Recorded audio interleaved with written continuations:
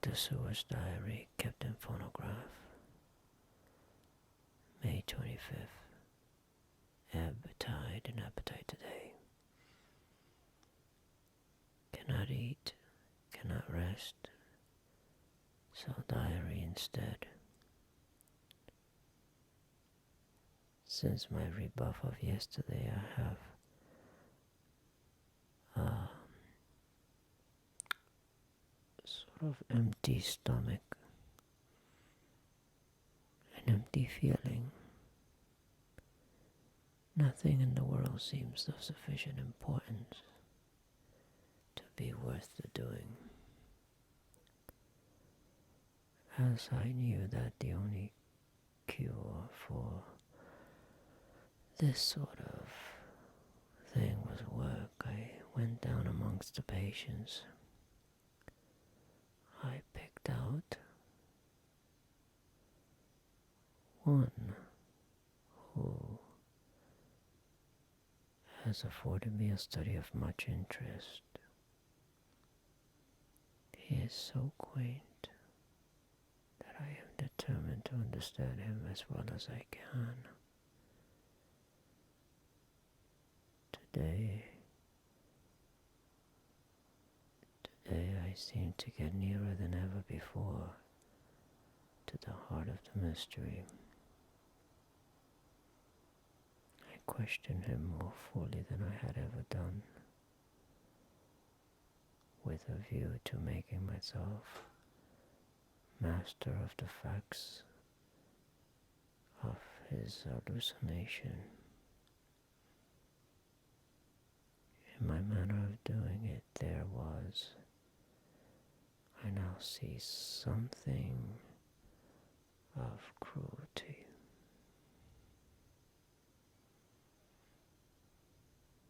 I seem to wish to keep him to the point of his madness, a thing which I avoid with the patients as I would the mouth of hell. Remember, under what circumstances would I not avoid the pit of hell?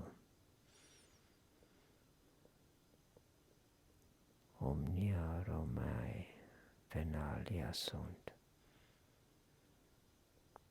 Hell has its price. Verb sap. If there be anything behind this instinct, it would be valuable to trace it afterwards, accurately. So I had better commence to do it so. Therefore, R.M. Renfield, Eta 59. Sanguine temperament, great physical strength, morbidly excitable.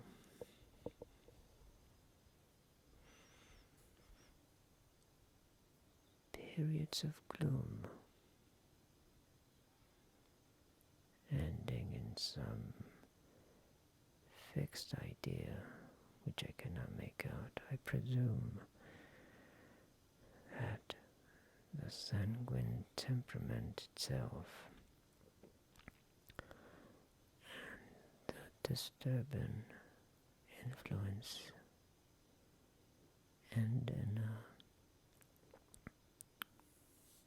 mentally accomplished feeling, accomplished, finished, accomplished, finished. And in a mentally accomplished finish, a possibly dangerous man,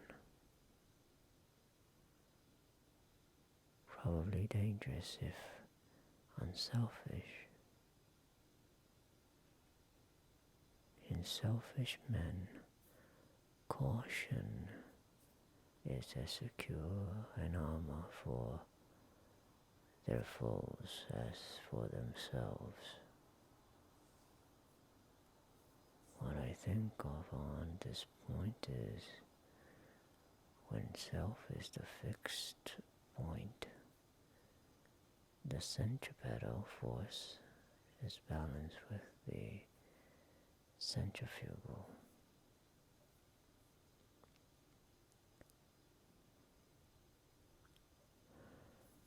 When duty,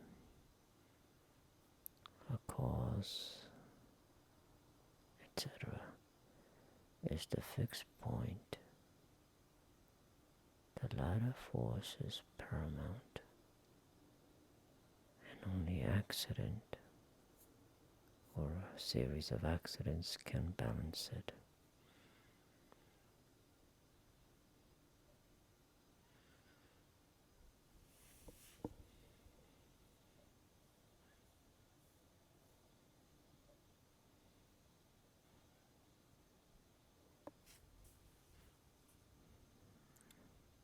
May 25th. Letter, Quincy P. Morris to Honorable Arthur Holmwood. My dear Art, we've told yarns by the campfire in the prairies and dressed one another's wounds after trying a landing at the Marquesas and drunk healths on the shore of Titicaca. There are more yarns to be told and other wounds to be healed and other healths to be drunk.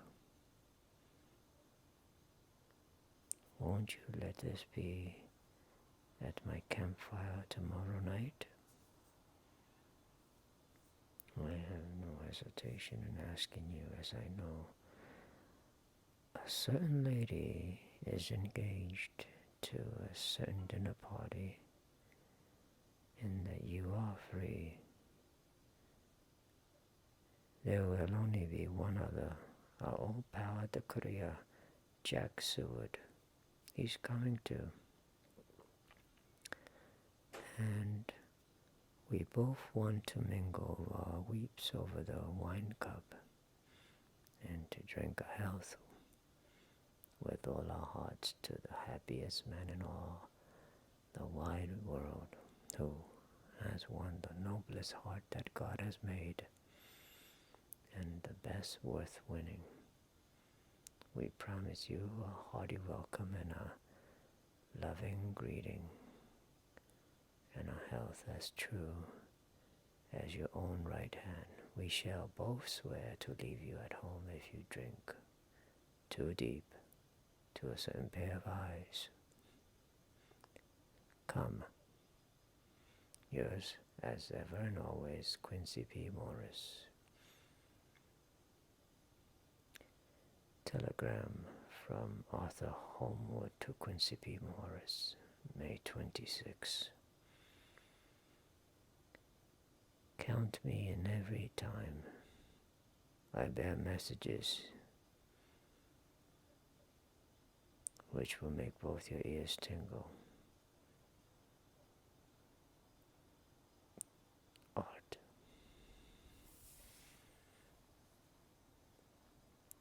Chapter 6.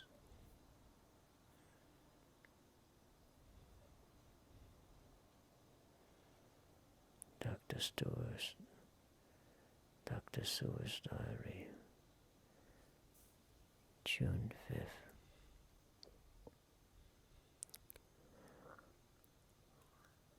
The case of Renfield grows more interesting the more I get to understand the man.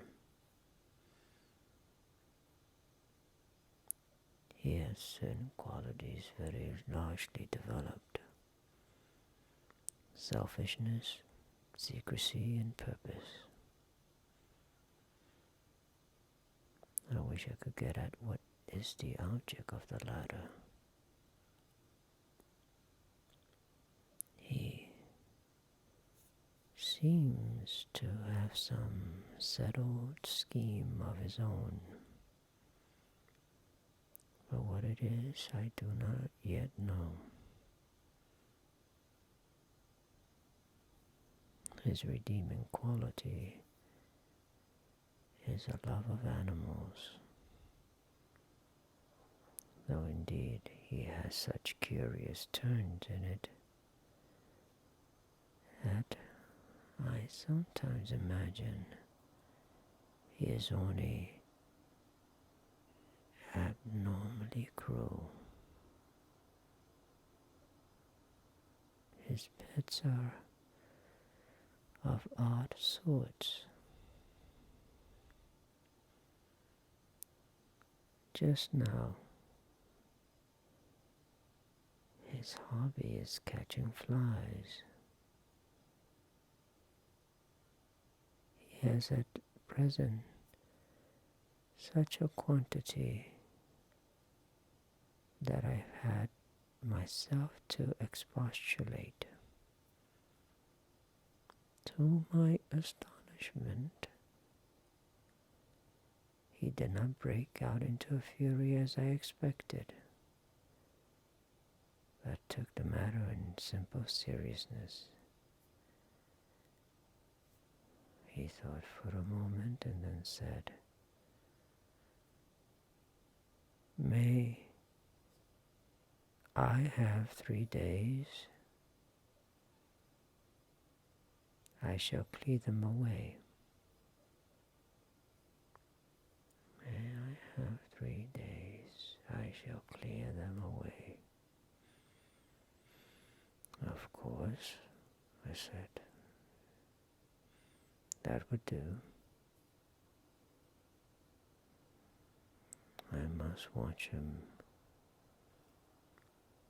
June 18. He has turned his mind now to spiders, and has got several very big fellows in a box.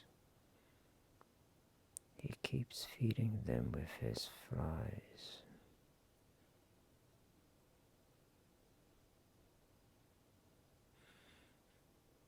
And the number of the latter is becoming sensibly diminished, although he has used half his food in attracting more flies from outside to his room.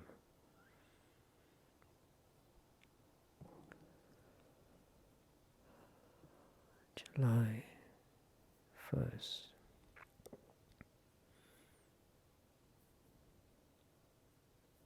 His spiders are now becoming as great a nuisance as his flies. And today I told him he must get rid of them. He looked very sad at this, so I said that he must clear out some of them at all events. He cheerfully acquiesces in this. He cheerfully acquiesced in this, and I gave him the same time as before for reduction. He disgusted me much while with him, for when a horrid blowfly, bloated with some carrion food, burst into the room, he caught it, held it exultantly for a few moments between his finger and thumb, and before I knew what he was going to do, put it in his mouth and ate it. I scolded him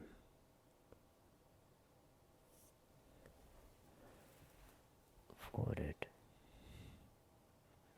but he argued quietly that it was very good and very wholesome,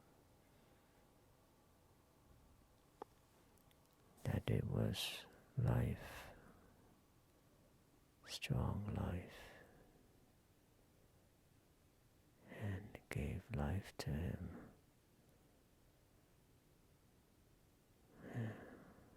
This gave me an idea, or the rudiment of one. I must watch now how he gets rid of his spiders. He has evidently some deep problem in his mind, for he keeps a little notebook in which he is always jotting down something. Whole pages of it are filled with masses of figures, generally single numbers added up in batches, and then the totals added in batches again, as though he were focusing some account, as the auditors put it. July 8. There is a method in his madness, and the rudimentary idea in my mind is growing. It will not. It will be a whole idea soon, and then, oh, unconscious celebration. You will have to give the wall to your conscience, brother. I kept away from my friend for a few days so that I might notice if there were any change. Things remain as they were, except that he has parted with some of his pets and got a new one. He has managed to get a sparrow and has already partially tamed it. His means of taming is simple, for already the spiders have diminished. Those that do remain, however, are well fed, for he still brings in the flies by tempting them with his food.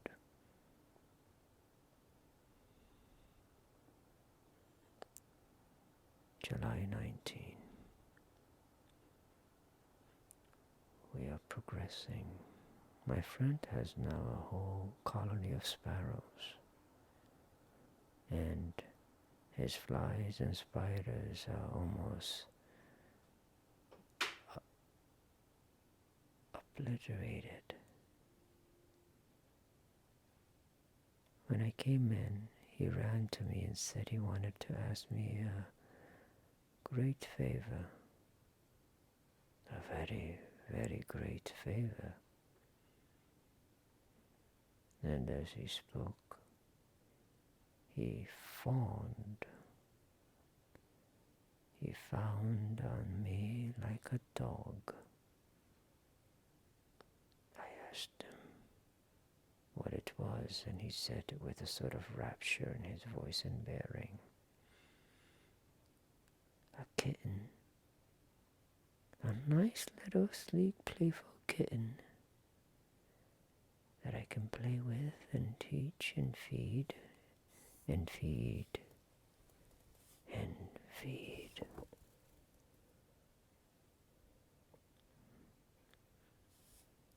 I was not unprepared for this request, but I had noticed how his pets went on increasing in size and vivacity. But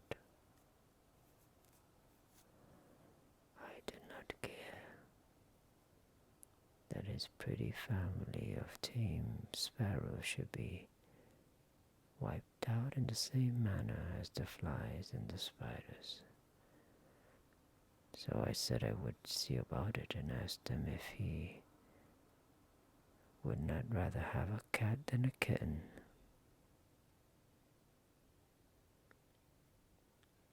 His eagerness betrayed him as he answered, "Oh yes,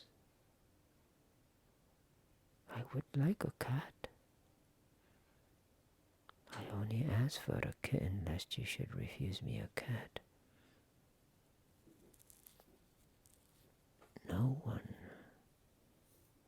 would refuse me a kitten, would they?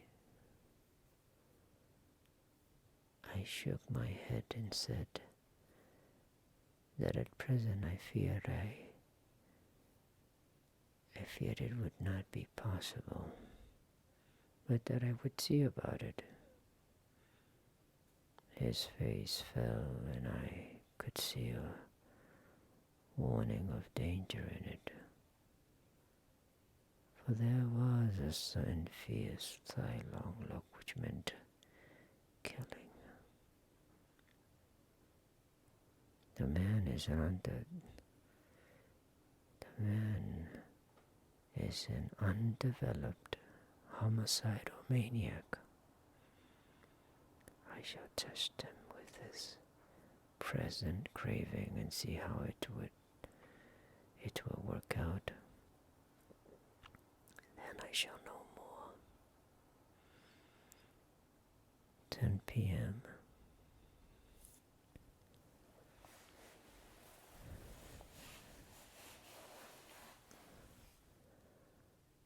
I have visited him again and found him sitting in a corner, brooding. When I came in, he threw himself on his knees before me and implored me to let him have a cat. That his salvation depended upon it. I was firm, however, and told him that he could not have it. Whereupon he went without a word and sat down, gnawing his fingers in the corner where I had found him. I shall see him in the morning early. July 20. Visited Runfield early, before the attendant went his rounds, found him up and humming a tune. He was spreading out his sugar, which he had saved in the window, and was manifestly beginning his fly catching again, and beginning it cheerfully, and with a good grace. I looked around for his birds, and not seeing them, asked him where they were. He replied, without turning round, that they had all flown away.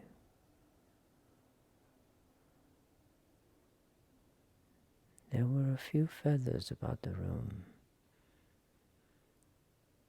and on his pillow a drop of blood. I said nothing, but went and told the keeper to report to me if there were anything odd about him during the day. 11 a.m. The attendant has just been to me to say that Renfield has been very sick and has disgorged a whole lot of feathers. My belief is, doctor, he said, that he has eaten his birds and that he just took and ate them raw. 11 p.m. I gave Renfield a strong opiate tonight, enough to make even him sleep. and took away his pocketbook to look at it. The thought that has been buzzing about my brain lately is complete, and the theory proved. My homicidal maniac is of a peculiar kind. I shall have to invent a new classification for him and call him a zoophagous, life-eating maniac. What he desires is to absorb as many lives as he can, and he has laid himself out to achieve it in a cumulative way. He gave many flies to one spider, and many spiders to one bird, and then, wanting a cat to eat the many birds. What would have been his later steps? It would almost be worth while to complete the experiment.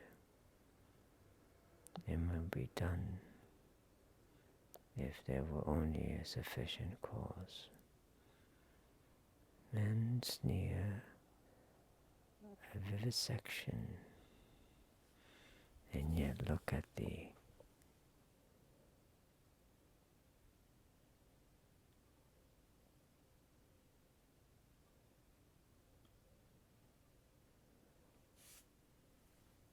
its results today.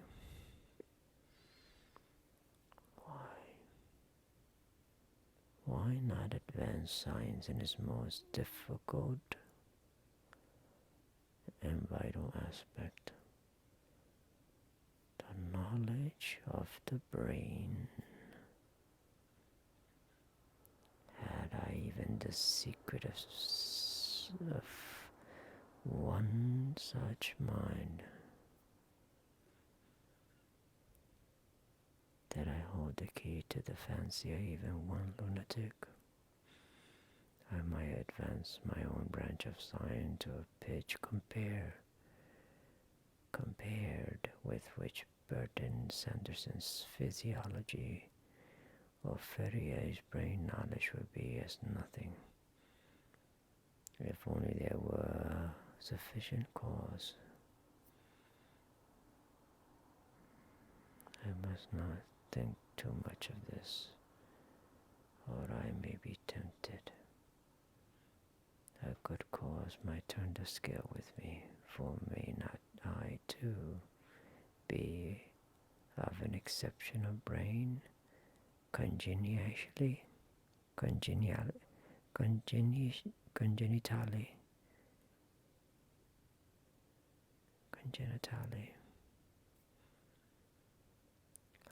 Well, the man reasoned.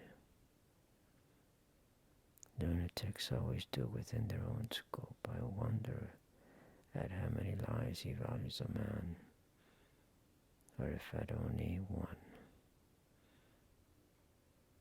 He has closed the account most accurately, and today begun a new record. How many of us begin a new record with each day of our lives? To me, it seems only yesterday that my whole life ended with my new hope, and that truly I began a new record. So it will be until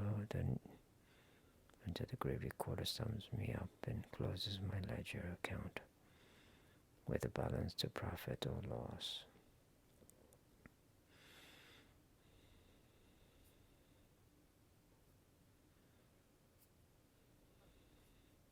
Oh, Lucy, I cannot be angry with you, nor can I be angry with my friend, whose happiness is yours. But I must only wait on hopeless and work.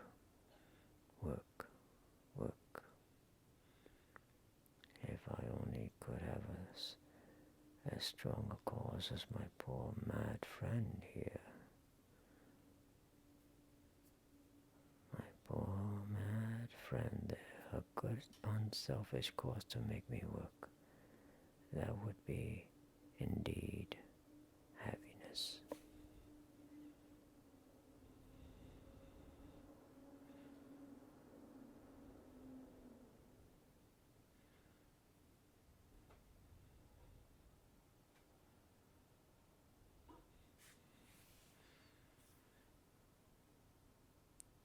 Chapter 7. Cutting from the Daily Graph, 8th of August.